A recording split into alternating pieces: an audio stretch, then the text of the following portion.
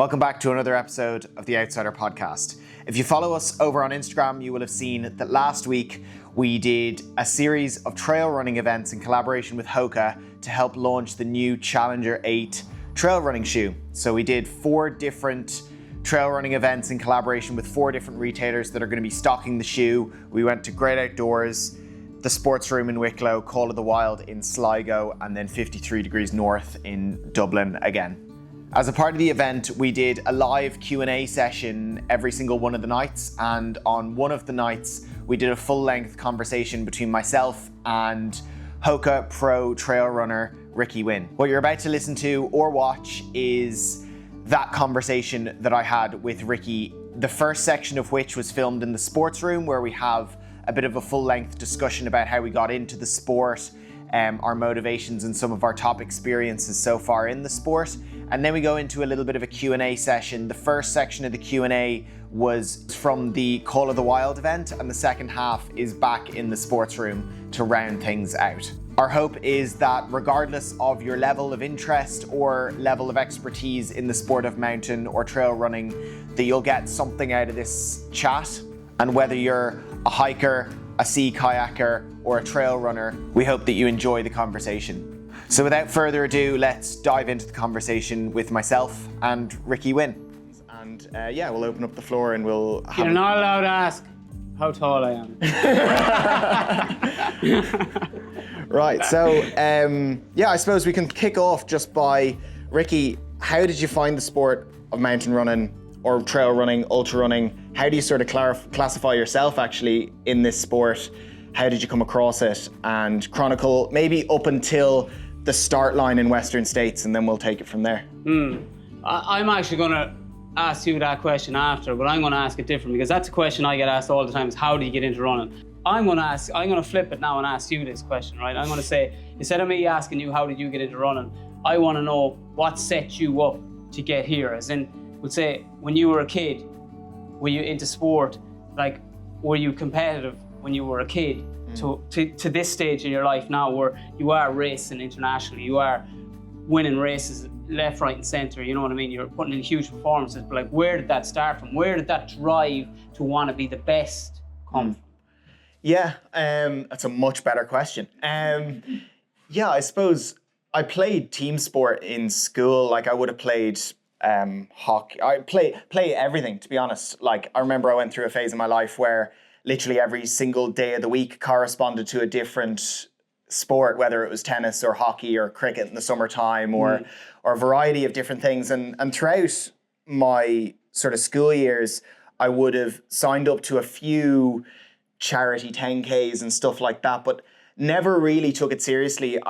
I remember there was a curiosity though early on. There were people in my year in secondary school that were part of an athletics club, and they were doing like cross country, and they were doing these sort of middle distance track races and stuff like that. And it definitely piqued my curiosity very early on.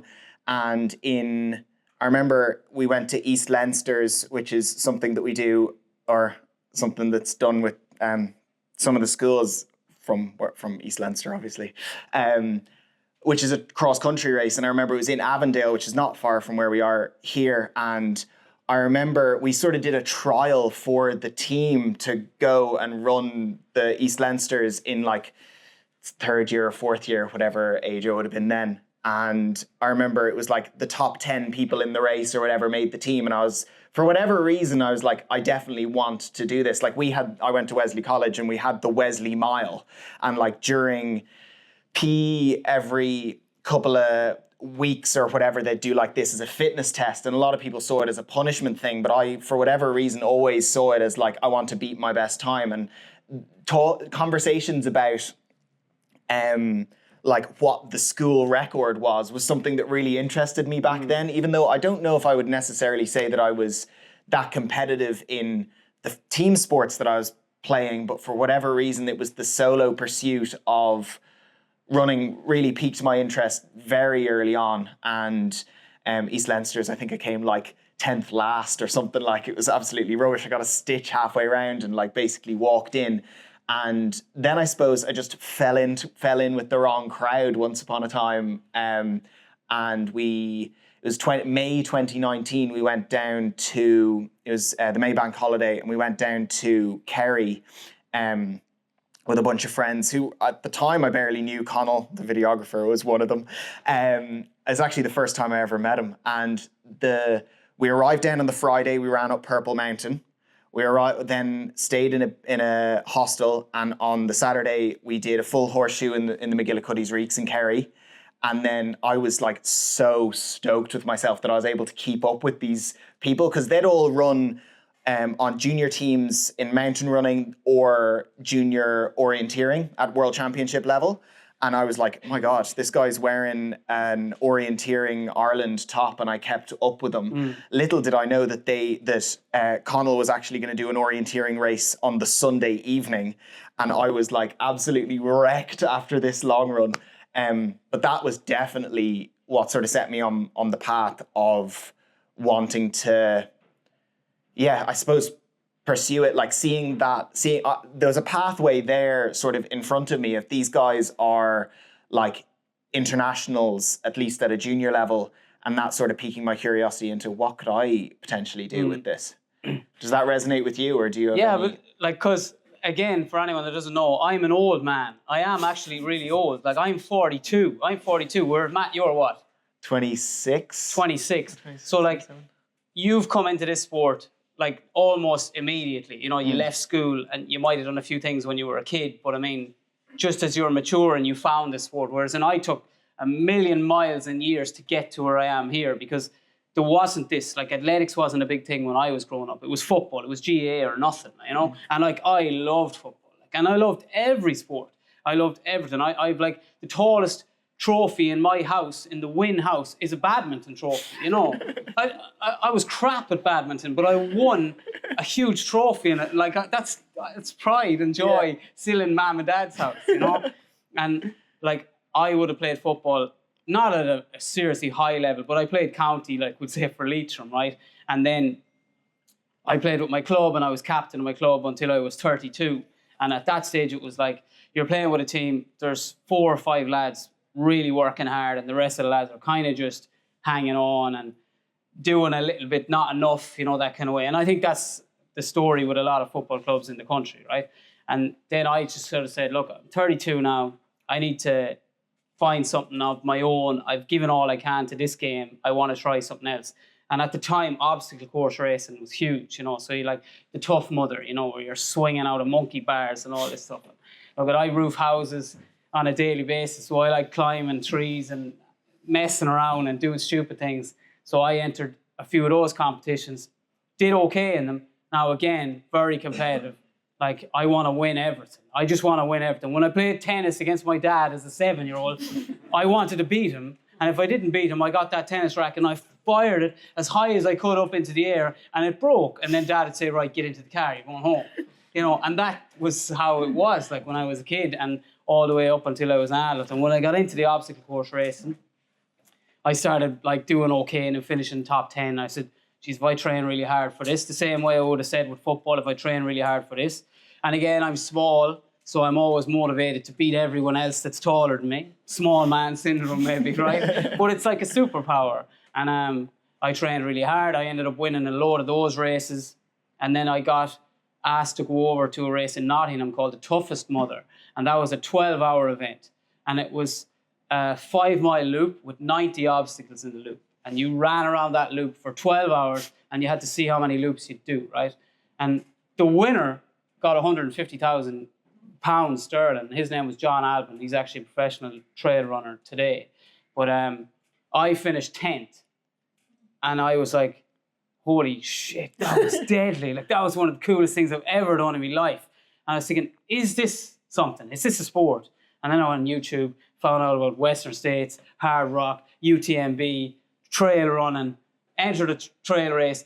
And it was actually like the year before me and you raced in Gale Force. That was the very first trail race I ever did, like, you know. So even though you're doing this a short time and you're young, I'm kind of only getting into it. You know what I mean? I was kind of only getting into it at the same time as you, like, you know. Yeah, but I suppose, like, with what you do, Ricki does a lot, like much longer distance races than I'd be doing. And I think that journey prior to maybe stumbling across the sport of mountain running has probably stood to you in terms of building an aerobic engine, building capacity to do the training necessary to do the races. Yeah. That's fair. When you're the smallest man on the football field, if you're standing still, you don't get the ball. You sit on the bench beside the manager. That's where you sit. Mm-hmm. So I have to be able to run further than you and then further than the next guy that comes on to me after I roast him. Mm. You know, that's how it works. Like, I have to be fitter than two lads because there's always going to be two lads marking me in a game because I'm going to run the first fella into the ground. Because I have to, because I'm the smallest guy in the field. And how do you think about, so you played a lot of team sports, how do you sort of compare and contrast the experience of doing lots of team sports versus now running, which is a very solo sport? Yeah. Or do you even see it as a solo sport? I'm kind of on the fence about that as well, because like, yeah, you do a lot of training on your own, and when you win a race, you win a race and it's just you that wins the race, you know. But I mean, like the fact that, like, let's say we're going to Canfranc for the World Champs now in 10 weeks' time, and that's a team event, that's the Irish team. And like, I love the fact that we're going as a team, you know what I mean? Even though me and you aren't in the same race, I love that team environment. I think you get like so much extra motivation from seeing what other people in that team are doing. Even though they're not in the same race as me, all week, my race is going to be on the last day of the weekend. So my race is like the 25th. I think your race is, or my race is the 27th of September. Your race is like the 25th. And the uphill as well, I think, is 2 days before. Yeah, exactly. So I'm going to have a bird's eye view of all of that, you know, and everyone else that are doing those races. And all I'm doing is getting super motivated about my race on the Sunday, like, and you don't get that unless it's a team environment. Like. And do you get? So you're talking about sort of the lead into like a race that you're going to be training for essentially the whole year. Like, there are other things going on, but like, it's something that's been a major focus of yours.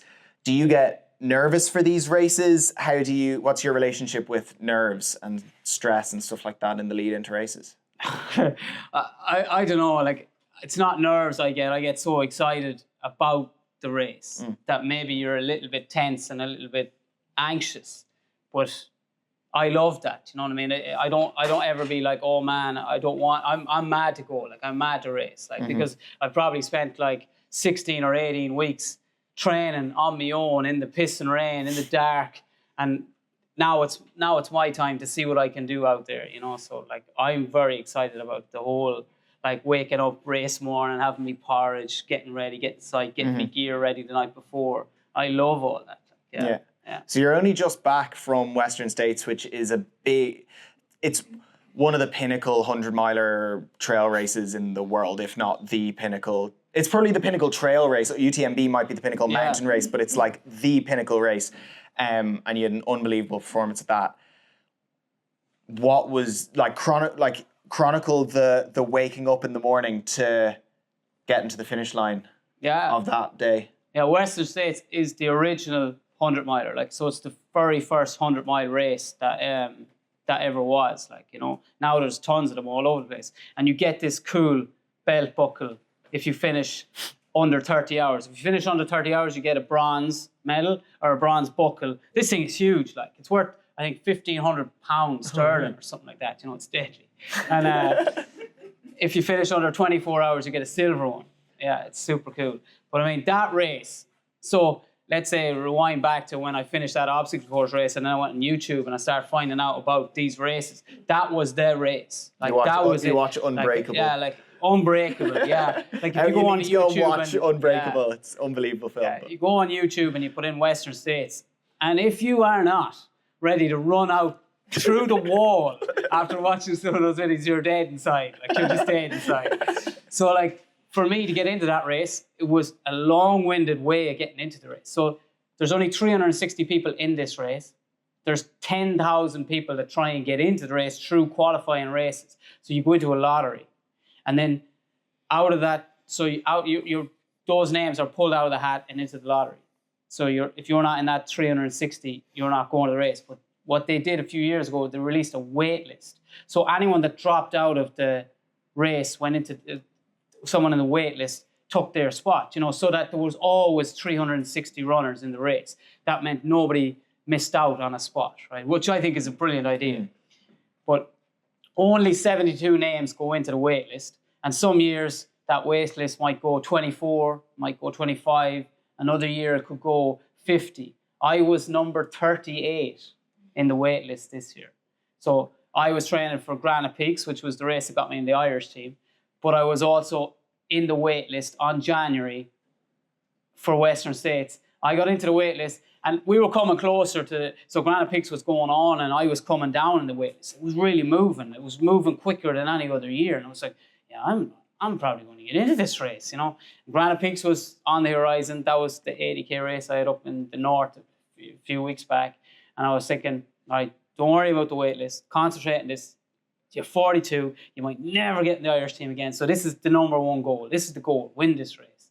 And then I was like, okay, the wait list is coming down. And people were saying, oh, Ricki, you're number 8 in the wait list. Are you going to book tickets? Are you going to book tickets to America? I said, book tickets to America? I booked me tickets in January.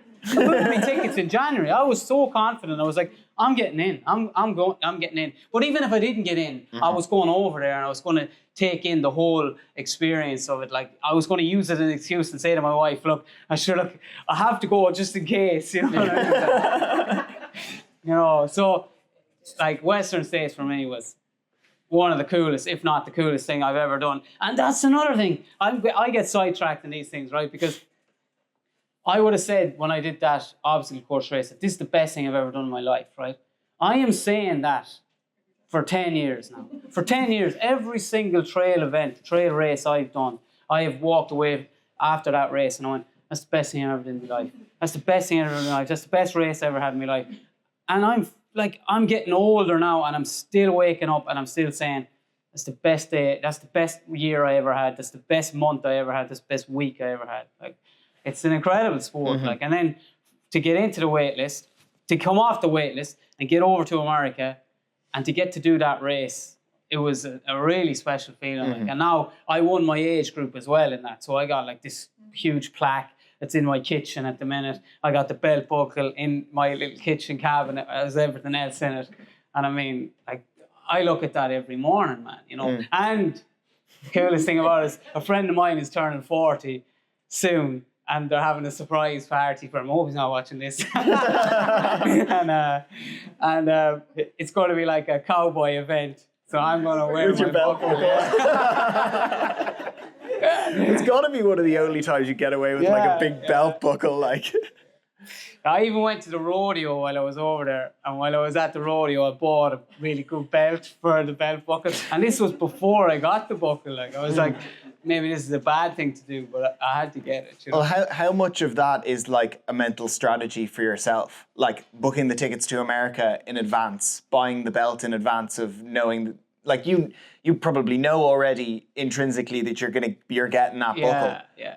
But is there a bit of a mental strategy in that, or is it just? No, not so much. To be honest, like Western States for me was like a bonus race, right? Like, let's say that came at the end of the year. That would have been like the cherry on the top of my year, because like at the end of the day, the big race for me was Granite Peaks. To get to run for Ireland at the World Champs, that was up there. Like that was the number one goal, and everything that comes after that is a bonus, So Western States for me was a bonus. I wouldn't have been going out looking for an Irish jersey the day before Granite Peaks saying, yeah, I'm going to buy this jersey or I'm going to get this jersey or whatever, you know what I mean? I'm going to book tickets to Canfranc or to Barcelona or whatever because I'm getting on the team, because I wouldn't do that because I'd be so afraid that I'd jinx it or I'd mess it up, because that's when something's really on the line. Whereas in Western States was more like, I felt like, yeah, even if I have a bad day, I can run under 24 hours, know, and but my thing was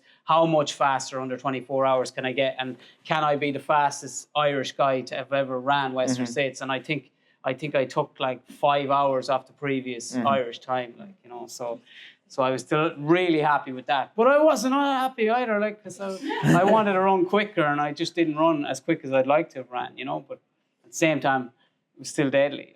And this was actually a question. We did a little bit of a conversation with Jan Corcoran yesterday at the event we did yesterday.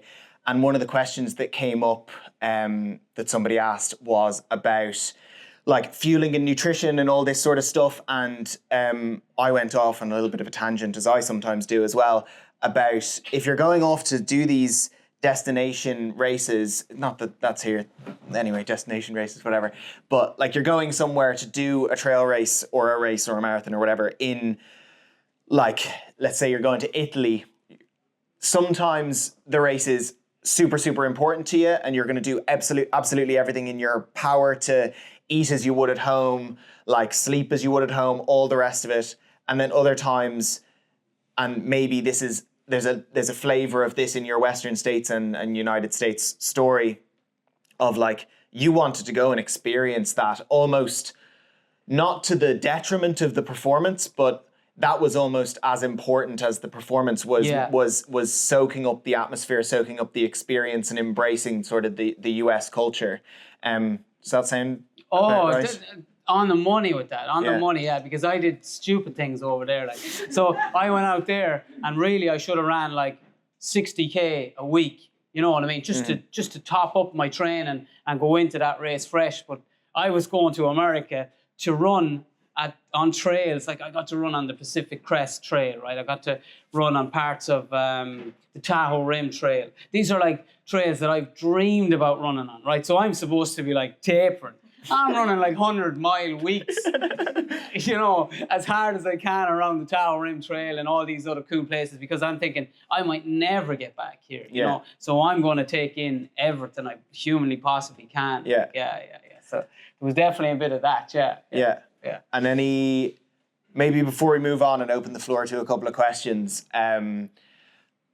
maybe tell us a little bit about the experience of doing Western States. And any memories that really stick out to you from that whole experience?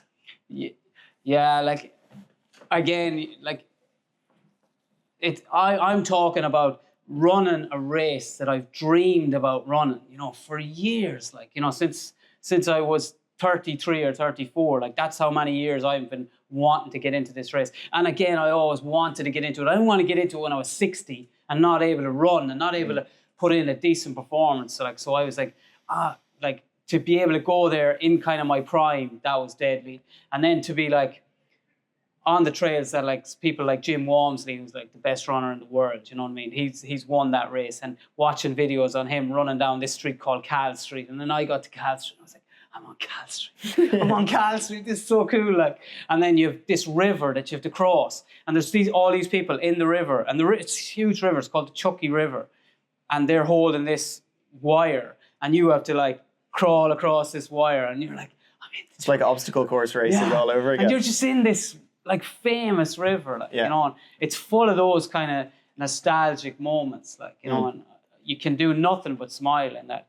But then talking about the team event, so in Western States and a lot of American races, something that we don't have here or in Europe is you're allowed a pacer. So after 100K, you can run in front of me, like Matt could run in front of me and help get me, you know, maybe moving a little bit quicker, like, you know, like, so that just to have a pacer, like you have a pacer in a marathon. That's not a done thing in trail running. That's not a done thing in races like in UTMB or something like that. So my friend Aaron, he came over from Australia to crew me. But then when I crossed the river, he was waiting for me at the other side of that river, and he got to run the last 35K with me. And I just thought that was super special. Like, you know, we were running beside each other like two bros, you know, every 10 minutes giving each other a little fist pump and saying, man, can you believe we're on the Western States? Can you believe this, you know? And I mean, I have a video of us finishing that race. And just as I'm going in, it finishes at on a track at this, what is the high school called? Auburn. Yeah, it's in Auburn. Yeah. And Placer High School is right, yeah, exactly. Finished at Placer High School. And just before you come in, there's like a little small gap in a wall that you go in. And like I give him this little fist pump. I actually kind of miss his fist, like it's really silly looking. But like I have watched that like 50 times. Not other parts of the race where I'm bombing down a hill or something like that, where I'm watching that, like just that moment where I was with him. Like that's a memory I have forever. Like, Yeah. you know, that was super cool. And I think that sort of flips the whole idea of this being a solo sport kind of on its head, doesn't it? Yeah. That like, I think it can be a solo sport. Like you could tell nobody about what runs you're doing, and you could go and you could train yourself into the ground, and you can go off and do these races and not bring your family or friends or whatever along for the experience. And then whenever you win a race or have a terrible race, you're not even celebrating or commiserating with them. But it's sort of, running can be, for some people, maybe it can be this vessel, like maybe for people that are, like you can bring people along for the journey almost of focusing on a goal and training for it, and then no matter how well or poorly it goes, you can celebrate or commiserate with them afterwards. Yeah, but like what's very cool about this sport is anyone can do it, right? Anyone can buy a pair of shoes and go for a run. And there's two things I love doing. Like I love seeing what you're doing, right? Because like I'm looking at it like, okay, I like to think that I've helped grow this sport in Ireland, right? Like I'm the old guy. I'm Mr. Miyagi, right? And I'm now talking to, you know, the Karate Kid, right? And I get to see what you're doing, and I've watched you get better and better as the years have gone along. And not just you, it's you and Rory and even Conan over there. Like, and I love watching what you boys be doing. And Killian as well, like, you know, and even Killian Flem and Keith Lane. I love watching what all the other lads are doing. And I'm not looking at other pros. I'm not looking at other famous runners from all over the world. I'm looking at lads that I know that are doing really, really cool things here. And I get so much, like, I don't know, like motivation off that. But then also running with that lady there up through Wicklow, having the crack, wondering, where are we going? Like, you know, and she's saying, I'm going to jail. And I said, right. You know, and I love that, like, as well. Like, I love that I can talk to you and, like, all I want to do is win. That's all I want to do. If I'm racing you, if we're racing, right, I want to beat you. Yeah. But, I mean, I love the fact that, like, it's such a community thing. It is, like, you know, it really is, And that's what's special about running. Yeah, can sort of, like, apply it to whatever you want it to be. Yeah. Cool. Well, we might open the floor if anybody has any questions for us. Running poles, training. So I'll be going to the Masters, and I've stupidly put myself into a 5K uphill. Never done one like that before. Now I'd use poles from out in the hills and that, but you know, what would you suggest, like, as a good everyday, or not every day, once a week training session, just to get used to the actual velocity you need to move that to go uphill and all that, you know, to get the arms moving properly. And then secondly, I would do another race. Would you use your poles downhill, or would you just use them specifically uphill? Do you want to? I was going to say, I doubt, like, Matt, he's running the VK, but I can't imagine you've probably never used poles. I have borrowed a pair of poles twice in my life, and used them. They're the kind of things that if you're not used to them, they're more harm than they are good. No matter how steep. I mean, just for anybody else, like, no matter how steep it is, like, they're more harm than good if you're not used to them. But definitely, I actually was over in Italy 2 weeks ago for the Skyrunning European Championships. So skyrunning is sort of slightly more technical mountain running at altitude. So I did the vertical kilometer race at that, which was 4K with 1,000 meters. So it was literally like straight up a ski slope. It's pitched to like 50% in places. It was horrendous. Pukesville. But poles are allowed in that discipline. In other disciplines, the poles are just not allowed.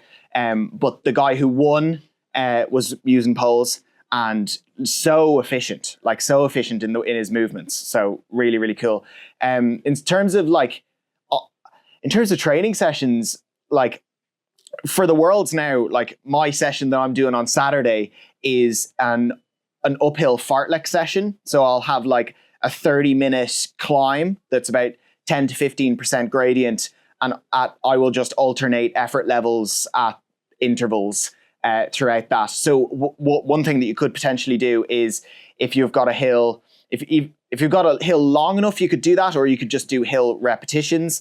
But if you have a longer hill, you could go like sort of intervals of using the poles and really pushing down and really going for it with the poles, and then sort of easing off and giving yourself a minute's recovery or whatever, and doing that a couple of times.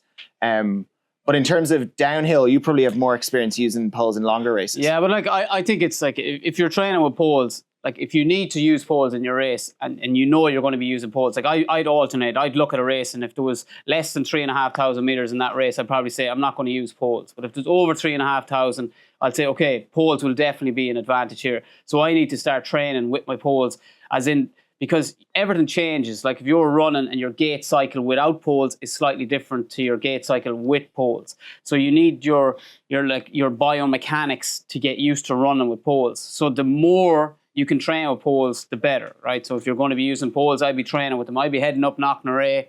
I'd be on the poles all the time. And then in terms of downhill running, I would be putting them away on the downhill, because I find that they're a little bit clumsy on the downhill. But again, they can save your quads. If your quads are smashed, they can save you. So it's another thing you really need to practice, because for me, if I'm coming down a hill and I'm coming down a bit quick, I'm kind of intent to kick that pole and maybe trip across it. And if I trip across that, imagine tripping across that and coming down the steps up there, you turn yourself upside down. Like, so again, it's just practice, you know? Yeah, PR, yeah. Gravity assisted. But it'd be a very sore PR, yeah. It is worth checking. I did that race last year. I'm not really sure they allowed poles. I'll double check. But even in like I love using poles. Like if I was in, like I did TDS last year, you know, so TDS is 158 kilometers, 9,300 meters of climbing. You do not enter that unless you use poles, as in like you'd be mad to not use it, because when you get good on the poles, it is like having an extra set of arms, an extra set of legs. You know, your arms are doing extra work for you. They're saving your quads, they're saving your knees, they're saving your hips, they're saving everything. So you're definitely getting more efficiency out of the poles than without the poles. But even on the downhill, just to interject, not that I've really ever used them on downhill at all, but I was watching a live stream from one of the UTMB World Series races, and one of the athletes, like the commentators said that they were surprised that this athlete was using the poles on the downhill, but they were using them to great effect to save the, I would only assume, to save the quads towards the latter stages of a longer 100k race. But yes, there might be method to it, but it's just practice. You can run on the flat, you know, when your legs are tired, and you can run on the flat, and if you've got the rhythm right, you know what I mean. You can have a really fast cadence with the poles, and you can just run very fast with poles, like you know, and it's little things like that can be an advantage, like Yeah, cool. Any other questions? There's a big buzz around at the minute about heat training and bike carb. Yeah. Introduced any of that into your training, or is it something you're going to look at? Yeah, so when I was over in America for Western States, so Western States, again, it's in California in the summer. At one stage of the race, I was down in the canyons. It was 110 degrees Fahrenheit, so like 40 degrees. It was like running in an oven. But I was there so I acclimatized by being there for a month, you know, so I got out there, I was running in the heat of the day. I was waiting until it got to the hottest part of the day, and I felt, I think I'm pretty good in the heat anyway. I work outside every day of the week, and I know it's Ireland, it's not hot, but it's humid, and I'm just used to the heat, and I like the heat. I love going on holidays where it's like 35 degrees, and I love going running in that heat as well. So heat for me is a good thing. But in terms of a heat suit or anything like that, I wasn't using a heat suit. Like, what I was doing was I was going for like a 30k run. I was coming back. I was running a hot bath, hopping into the bath for 40 minutes. It was horrible because I was, you know what I mean, I was sweating bullets, and I was like, right, I just want to cool down, but I got straight into a hot bath, like, and I sat there for like 30 minutes. And on the day of the race, even though it was like 40 degrees, I didn't feel hot. You know, even though I know I'm cooking and I know that it is like really hot, I didn't actually notice the heat that bad, you know. The bicarb? Yeah, so like I've dabbled in the bicarb. Yeah, I've used it a couple of times, and I think more for what Matt does, the bicarb would probably help more. Where it's so bicarb is this kind of like jelly substance that you mix, and it's kind of like almost like a super caffeinated fuel. That's what it is. It's like I don't even know exactly how to explain it. It's weird stuff, and it's supposed to like boost your So it literally is bicarbonate of soda. Like it literally is. But the delivery, so it helps with lactate buffering basically. So like at really high intensities, it helps your body deal with high levels of acidity in your blood, essentially, is my very basic understanding of it. But the delivery, as Ricki was saying, is like, it's mixed in, this like powder or granules is mixed in with like a jelly-like substance, and it tastes absolutely horrendous. And it's like, it's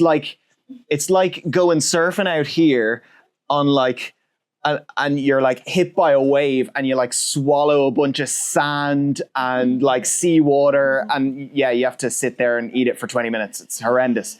Even worse when I first used it for the first time, and let's just say I saw it again, shall we say, during a hard effort. But I actually, in spite of that, I haven't actually written it off as something that I'm going to continue to try and use. But I get stomach issues regardless on like, if you're going from really hard intensity uphill running to then really hard intensity flat running or downhill running, changing ingredients like brings on a stitch for me quite a lot of the time. So like adding something in like that where I'm already taking a lot of caffeine before races, and then if you're adding something like that in, it's just another thing to be worrying about. But heat training, I love, like I'm a big proponent of that, like sauna and the heat suit on the indoor bike and all that sort of nonsense. I'd be all over that. Yeah, well, exactly. Because the other thing, right? The other thing that I feel very, very strongly about, right, is everybody is looking for that magic ingredient, right? Like that. I'm going to buy the fastest shoes. I'm going to buy the bicarb. I'm going to wear the heat suit. I'm going to do all these little things to get 1 or 2% better, when really it's your training, right? It's showing up every day, putting in the work. That's what's going to make you a better runner, right? And then, okay, the shoes. I'm all for a pair of shoes if it motivates you to train more. So go and spend your money on that pair of shoes that cost whatever, 250 or 300 quid. And if it makes you train more, then yes, it's totally worth it. But if you're just buying the shoe for the sake of buying the shoe and not training, then it's definitely not worth it, you know? Cool. Any other questions? Yeah. You both live in very different parts of the country where there are mountains and there aren't mountains. How do you like customize your training to the place you find yourself in? That's probably a more interesting question for you to answer. Yeah, I'll answer that. Yeah. Do you remember the joke about the farmer that he had the magic tractor? Do you ever hear that joke? He went down a hill and he turned into a field, right? That's the joke, right? But I do always say, like, see that hill up there behind you? Knocknarea, I'm on that hill all the time, right? And that's only a small hill. But if I run up and down that hill enough times, it turns into a mountain. That's the way I look at it, like, you know? So just because I don't have big mountains doesn't mean I can't be a good mountain runner, you know? Because I kind of have a mindset where I'm glad I don't live in a big mountain area. I'm glad I don't live exactly where I should live, so that someone says, but it's all right for you. You live there. It's all right for you. You have a handy job. You know what I mean? I don't live near the mountains and I don't have a handy job, but I'm still the runner I am because I have the mindset that I have. Do you know? That's... Yeah, well, I kind of feel a bit attacked there, Ricki, because... because I have a very handy job and I live right beside the mountains. So no, so I live in Wicklow and I would have to drive to get a flat run. So, but you poor thing. No, yeah. No, but it, like nearly all my runs I'm doing off road in the hills. Like I would do maybe one flat run or one track workout a week, and maybe more speed work in the wintertime, but that's a periodization question. But like always up the mountains. Yeah. Cool. Yeah, but as well, like around here, like there is some unbelievable trails in Sligo, like, you know, Sligo, like I'm like, okay, where I live in Drumshanbo, so yeah, there's nothing around me, but I'm literally half an hour from Sligo. Like, so I hop into the car on a Saturday and I can run 25k in Union Woods. I'll go from Clooney to Slishwood, run around Slishwood, come back. I might get 25k, 1,000 meters of climbing, Like it's I perfect, also you know? think there's probably like you were talking to me about this idea that your greatest superpower is that you're an underthinker, and I think a lot of people like can overcomplicate being overly specific in their training. Like at the end of the day, like if Ricky's training for 100-miler with a whole lot of vert, like the training looks very similar. Basically, like you can do a lot of very, very good training basically on the flat. Yeah. Or if you get a little bit inventive, like doing your hill reps on that one section of steep hill. Like I was doing a race, like the European Skyrunning VK was like 55% gradient just doesn't exist in Ireland, especially not for 45 minutes of uphill running. So like the way that you train for that is I actually didn't spend a lot of time at that gradient. I just spent a lot of time running in the hills. So I think not complicating it's probably the best thing. And like you get good at running. Everyone like thinks again, you, like go back to like, oh, you need to do this to be a good runner. You just need to run more. That's all. You just need to run more. It's the same way everyone in here that if you had a 5K PB, and then you ran for like 5 or 6 more weeks, and then you did another 5K, I guarantee you probably all have gotten a PB, and it's just because you ran a little bit more. And it's the same for me. It's like I always finish a training block going, yeah, well, the next training block, I'm just going to run more. So like, yeah, my more might be a little bit higher, but it's all relative, you know? Yeah. Any other questions? Yeah. In your opinion, road or trail, what's the toughest distance? Obviously, longer, I know is a bit tougher, but like say, relatively. I did my first sort of proper road speed block this winter and I actually really enjoyed it. But I'd say mentally I find the road a lot tougher. It depends on the distance though as well. Like a 5K on the road is like one of the hardest. Actually, a 10-mile is like properly hard, like because it's not a half marathon where you can like turn to your friend and talk at all. Like it's still short enough that you're running fast, but it's long enough that it begins to sting after a while. Gel or not take the gel, that's Yeah. I suppose that's a question of your expected finish time and what you've done in training and your like duration of how long you expect it to take.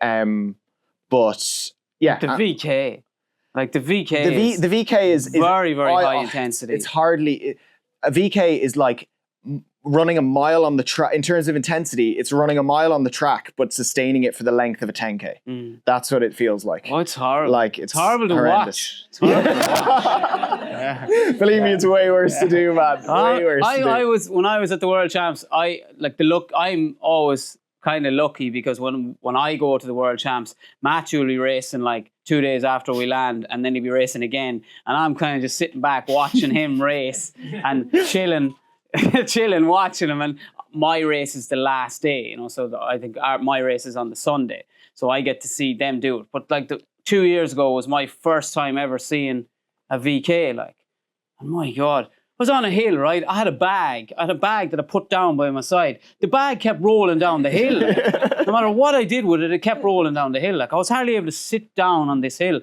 And there was guys running up it, and they were trying to pull the grass out of the ground to get up the hill.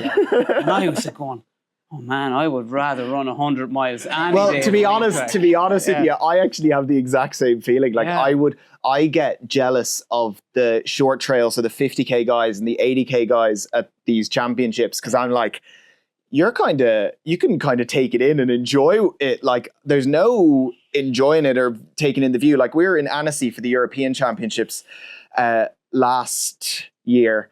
And like, I feel like I haven't even seen any of the hills. Like I don't remember anything. I remember just foaming at the mouth. Yeah, That's all you're doing. I remember looking at your shoes. yeah. You're looking like 2 feet in front of you, making sure you're not falling over, making sure the Norwegian fella behind you doesn't catch you. Chasing Ricky's back. Yeah, a bit of that. You wouldn't catch it. I'm telling you, it's that steep. Any other questions? Yeah. Yeah, for those like over 10-hour efforts, what happens to your stomach, or how do you manage that? Yeah, again, like, so when I first started it, I would have been like getting stomach issues and trying this, that, and the other, trying to figure it out, you know. But over the years, I've kind of invented an iron stomach, if you know what I mean, right? Now I'm vegan as well, so I'm vegan about 9 years. So most things that I'm putting into my body are they're usually unprocessed and stuff like that. But then when it comes to racing, it's all gels, and I only use liquid. So I'm either using gels or a drink mix, so that's all I'm using.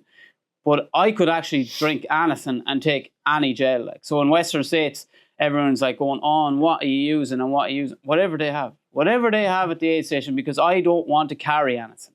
That's the way I am. So I've kind of given myself a pretty strong stomach that can take anything in. And by having that, I call that that's my advantage. Now I can take on anything. So if I'm doing a race that's using, let's say they're using Morton or they're using Goo or they're using anything because they're sponsored by that brand, they're getting it for free. So I'm getting it for free. I'm just going to use that. It's fine. It's light and fast. Goes back to the underthinking mentality. Yeah. Oh, I'm envious of you, man, sometimes. I did ask him this question on the run, but then he ran off and left me. The competitive spirit kicked in. I couldn't keep up with it.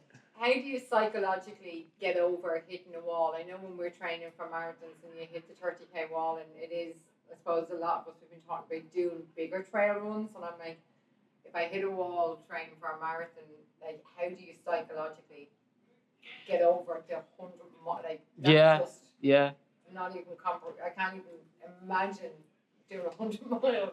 But it's I think it's like experience, right? It's like the first time I hit a wall, I probably had that same feeling of how do I keep moving forward? Why don't I just quit? This has got really hard.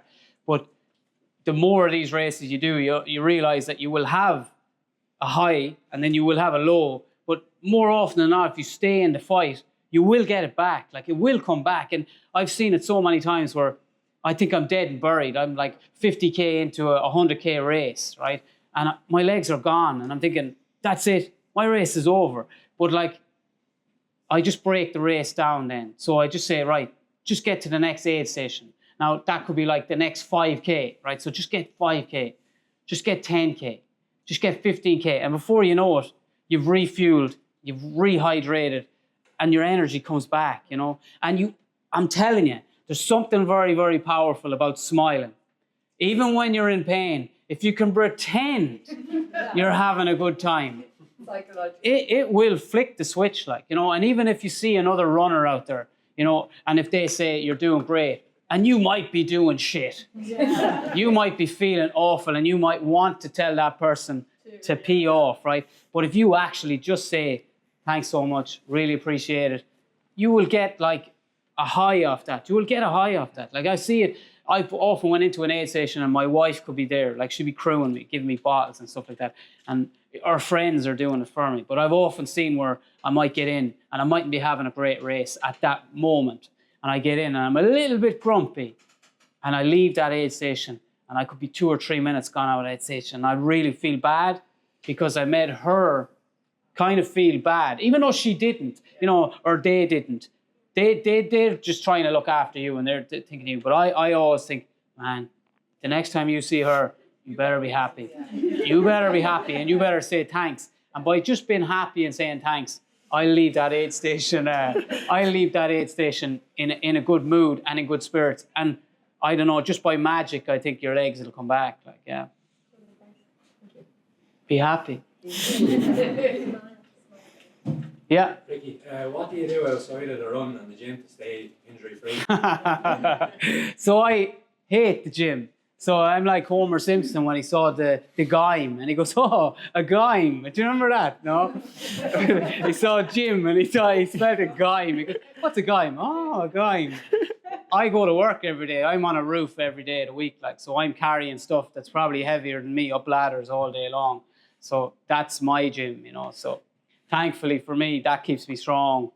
All right, it's hard and it has me tired a lot of the time, but I wouldn't give it up because it has made me kind of the runner I am, the man I am, the little powerhouse that I am, So I'm doing that day in, day out, and that's what keeps me strong. But I'm sure you probably would have a better answer because you're probably spending a bit more time in the gym doing actual strength and conditioning. Yeah, this is when I would lie and say that. I went to an S&C coach and got an S&C program a couple of months ago. But the thing that I find really hard is fitting it in in a busy racing schedule. So the races that I'm doing are much shorter. They're like 40 minutes to an hour and 40. Like that's sort of my wheelhouse. And in doing that, you can race a lot more than Ricki would. Like you'd probably do a handful of races a year, whereas I could do, like at the World Champs, I'm doing 2 races at the World Champs. I'm doing the uphill race, and then 2 days later, I'm doing the up and down. So like I would be racing probably a lot more. So fitting stuff like S&C, fitting stuff like that in takes a little bit. It's a little bit harder to fit that in whenever the gaps aren't as big between races. But yeah, during the winter time and stuff like that, I do a fair bit. It's usually I like to do like more functional things. So we'll go to like the climbing gym once or twice a week, and that's sort of my upper body, you know? Yeah, but that is. And cross training wise, I do a fair amount on the bike. I probably do 5 hours a week on the bike, which definitely like keeping the body moving, keeping the blood flowing. And that is leg strength as well, just in a slightly different way without the pounding of running, which definitely helps. Like I would say, right, this is my opinion. Now, this I'm not a gym coach. I'm not a personal trainer, but I feel like most people are doing strength and conditioning because they're probably got an injury and they're trying to get back running, and they know that, okay, I need to strengthen this, I need to strengthen the glutes. Whereas in, like, what I find is, like, I'm after doing a 100-mile race, right? So I took 2 weeks off, not off, I ran 30K and 30K, right? Just a little bit to just keep ticking over, okay? And now I'm starting to build up again. But what would get me injured is if I went from 0 to 160K a week. This week, right? That would get me injured. That'd be like the stupidest thing in the world. And then I would get injured, and then I would go to a physio, and the physio would tell me, you need to do strength and conditioning. Whereas I really didn't need to do strength and conditioning. What I need to do is have manners and listen to my body and build that volume gradually. So just by adding, like, let's say I did 30K last week, and then I add maybe 10 or 15% to that, and then I add 10%. And if you do it that way, then your body will adapt, your body will soak up those miles, and it won't get injured. It'll just get stronger and stronger as you're building into it, rather than going from 0 to hero. That's usually when you get your tendonitis issues. That's when your knee pain start, your hip pain start, you get issues in your feet. It's just because you've done too much too soon, and that's usually the problem. Anyone else? One more, sorry. You were saying when you were looking on the YouTube back in the day about all the big races, was that the point when you were saying you're going to take it serious, or was it another point that kind of said, shit, let's go, let's start taking it more serious? Yeah, so that would have been like, all right, this is what I think I want to do this now, you know, like I want to run long, and then again, I want to see how well I can do in these races, and then it's just by entering 1 or 2 of them and finding out where you're at. And then I might have finished like 10th in my first race or something like that. And then I'm like, all right, how do I get to be number 1, you know? Because even from day 1, I remember saying it, like, and I always say on my Instagram, I say, if you have a goal or a dream, I always say it out loud. Say it out loud and say it in front of as many people as you can so that you can't back out, you know? And that's it. And I would have said back then that I'm going to run for Ireland and I'm going to be the best ultra runner in Ireland. I would have said that, like, and that's coming off knowing nothing, but a want and a desire to be the best or to try and be as good as I can, you know. So that's how it is for me. It's like I'm always trying to be better. And now I have someone like him or Conal or Rory Long, these young fellas coming up and they're ripping it up and they're all rockets. And I'm like, oh man, how do I stay ahead of these lads? How do I stay in you know, so that, how do I stay relevant? I want to be as quick as him. Like, even though we do different races, I still want to be close enough to him so that if I ever do come up against him in a race, he doesn't hammer me, you know? Yeah. Little one for you. I don't know if I heard this wrong or not, but on the Western, did you come up against the bear? Or No, I did, yeah. Yeah, so I was running behind a girl called Emily Hawgood, and my strategy for that race was run with Emily, because Emily is a beast. And I was thinking Emily has ran that race, I think, 5 times, and she's finished in the top 10 all 5 times. And if you get into the top 10 in that race, you go straight back in next year. You don't go into a lottery, you go straight back in. And like finishing in the top 10 in that race is massive, you know. And she's done it so many times. And I was thinking, I just need to run behind her. Don't get carried away running all the other Egypts. and watching them blow up, and don't let your ego get the better of you. Just run with Emily. And like I ran with Emily for 70k, and it was brilliant because she was so nice, and she was asking me, "Are you taking your gels?" "Yeah, I am, Emily. Yeah. "Are you drinking?" "I am, Emily." Now, I've met her a couple of times before, but she was like a mammy to me out there. She was so nice. Now, she was probably checking on herself as well, you know. But after 70k, I was thinking, yeah, if I keep running with Emily, I'm going to blow up. Like, she was running so strong. And I was thinking, I need to back it off a little bit. So as I backed it off, another girl then from England called Fiona Pascal, she runs for Solomon. She had ran and she was running beside me. And I was thinking, okay, that's another beast. Don't get caught in the same trap. Just let her run a little bit ahead and then I'll sit in behind her. And as I did that, out of the corner of my eye, I see this bear. There's like a clearing in the woods, right? This bear came from about 50 yards, about 100 yards away. And it was running at about 40 miles an hour. I swear to God, it was like a train. And he was making a beeline for Fiona. And it got to within 5 foot of her. And she turned and she was like, screaming and wailing her arms. And the bear sort of hit the brakes and nearly turned over. And as he kind of went up, he went up like that. And I was like, oh, look at the size of him. And I was absolutely useless. And I just froze and did nothing, only watch her scare the shit out of the bear. And the bear just ran away. And Emily ran in front of me like this for a few minutes. And I was like going, wow, that was the coolest thing I ever seen in my life. The coolest thing again. As in, watching her, what she did, it was so impressive. Like, it was the coolest thing. It was like, how did she even know? Or how did her instinct tell her? I know you're told, oh yeah, that's what you need to do. The bear is coming at 40 miles an hour. I'm just there going, I'm dead. You know? And she just scared the shit out of the bear, and the bear ran away. And I was like, wow, that was the most impressive thing I ever saw in my life. Now, thankfully, I did hear after that Fiona said that I helped scare the bear.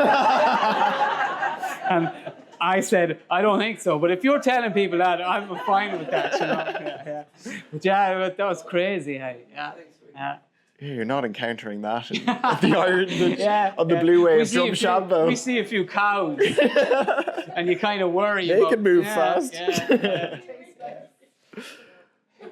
Any other questions? How important data to both of you, or is it run by feel? Like you've already touched on volume, Ricki, but how things like heart rate and pace and recovery and HRV and all that kind of stuff, are you running by feel, and that's to both of you? I'll let you answer that, because I know that he'll have a really smart answer, and then I'll answer it. So like HRV, heart rate variability, is like a measurement of your readiness to train, or your like fatigue levels basically. And there's a device called a Whoop that you can wear on your wrist that measures it. Your watch measures it. I paid the Whoop subscription for a few years and like thought I was doing great things for my health by monitoring my HRV.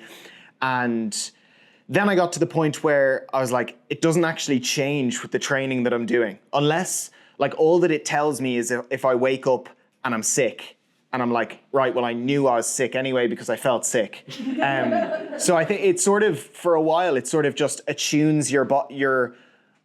I think whenever you start maybe an athletic journey, or you start running, or you start any sort of sport, maybe the delta between what the data says on your watch / Whoop / Oura Ring, whatever wearable that you're wearing, and your own internal perception of how you feel is quite vast.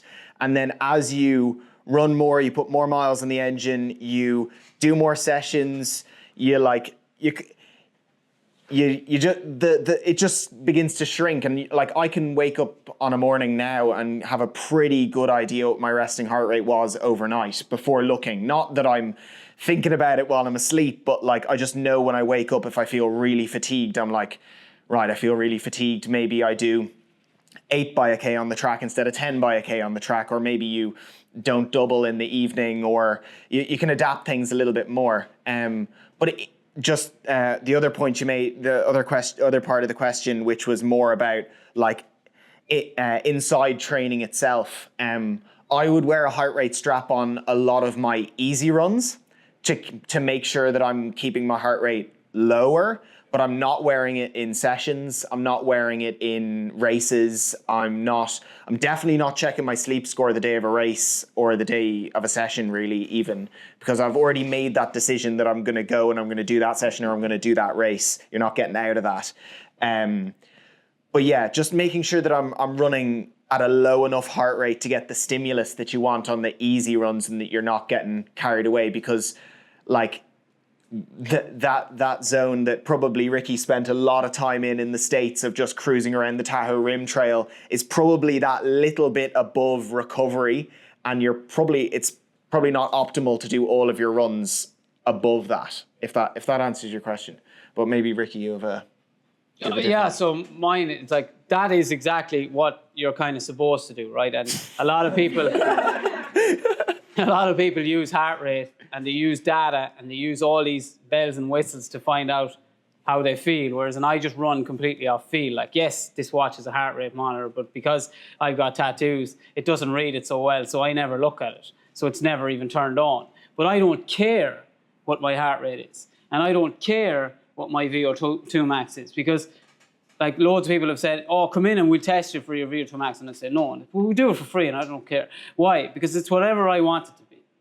That's what I say. In my head, I'm like, my heart rate, what's your max here? Whatever I want it to be. What's your VO2 max? Whatever I want it to be. Because I don't want a number to be telling me, oh, this is your limit. Like, you know, this is it. This is as good as it gets. Whereas I'm thinking, no, I'm not. I don't need to know that. So I just like, it's the same way I don't have a coach, right? And I'm not saying there's anything wrong with coaches. Coaches get the best out of their athletes. But I think I'm uncoachable, as in the job that I have, I'm tired all the time. I don't really feel like doing a session on a Wednesday or a Thursday, so I might hold it off until a Saturday or a Sunday. And I'm very sort of higgledy-piggledy when it comes to my training. I just like running because it's fun. And if someone then starts giving me a big structure and telling me you need to run in this zone or that zone and your heart rate should be this or that or the other, then the fun has gone out for me, and I'm like, this is a job now. This is a job, and I don't want to do this job, you know? I just want to run and have the crack. that's kind of Meanwhile, I absolutely live off my coach's training peaks. Yeah. Like, I absolutely love having a coach, but like, my coach does not prescribe heart rate zones or does not prescribe even paces a lot of the time. A lot of the more specific workouts that I'm doing is in the mountains anyway, so pace kind of goes out the window a little bit. Yeah. Intervals will be, the intensity of intervals will be prescribed based off like a perception of how long you could hold that pace for in a race. So she'll be like at 1 hour race pace, which is very hard, like, or at 30-minute uphill race pace, which is like completely all out, or at 3 hour race pace, which is like, you're sort of cruising that sort of more enjoyable pace. Yeah. But I love waking up in the morning and looking at Training Peaks, like seeing what I've got for the day. Like, so yeah, I'm probably the opposite. Like I'm probably hyper coachable. But that's what I mean. Yeah, but that's what's so cool about it. Is like there is no one way. There's no like rule to say, oh, you need to do this because it all depends on you as a person and what you want to get out of the sport as well. Like, yeah, okay. Now I don't think that I just run around like an idiot and then just magically like I win races like or whatever. It doesn't work like that either. Like I know what I need to do and I when I need to do it. Would say I do a lot of intervals on the trails and I'm kind of running at like.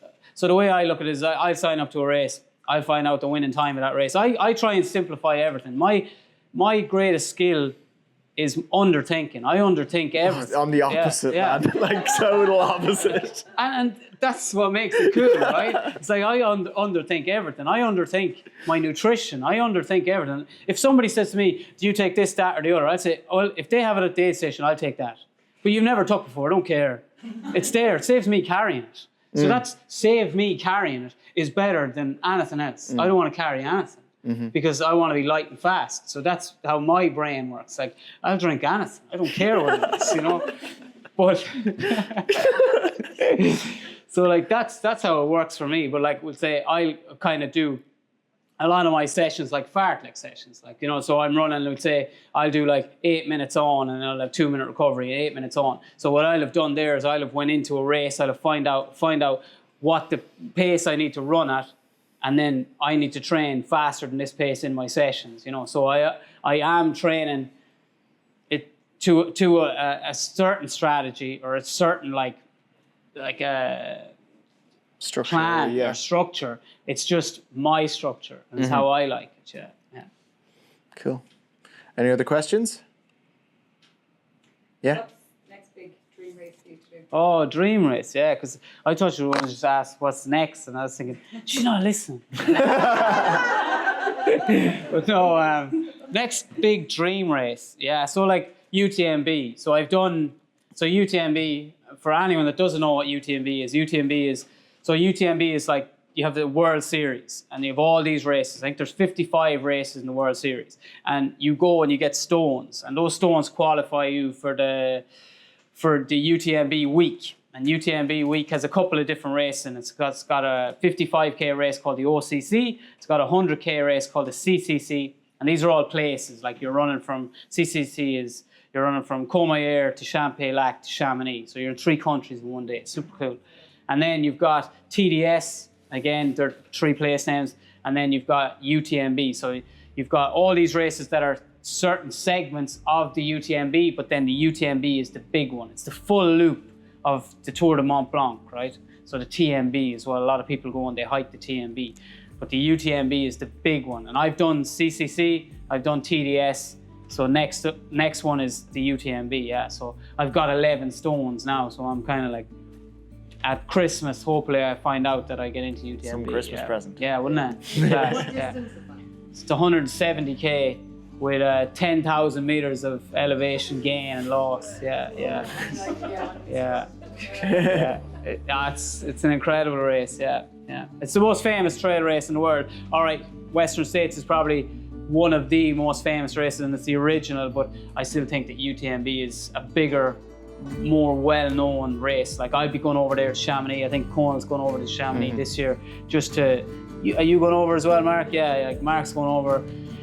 I mean, Chamonix is what a place. Like I stayed there for a month in a tent last year training for TDS, and it was the best time of my life. I never loved anything as much. Waking up every day, looking at mountains, eating me porridge outside my tent. Savage, like, you know, and then going and running. That was 158k with something like 9,300 meters of climbing, and incredible, yeah. Nice. Well, if we have no other questions, we might wrap it there. But yeah, thanks very much, guys. Really appreciate you all coming. And thanks. So I hope you enjoyed that conversation between myself and Ricki. We really thoroughly enjoyed putting on those try-on events for Hoka in collaboration with those fantastic retailers. Again, Great Outdoors, Call of the Wild, Sports Room, and 53 Degrees North. We had an absolute blast, and hopefully it's the first of many. It was also great to meet some of you in person and to get to share some miles on the trails around Ireland with you. So definitely follow along on Instagram. We'll be having a few more in-person events later on towards the end of the summer and in the autumn. And our hope is that we're going to make it a little bit more of a regular thing as well. So stay tuned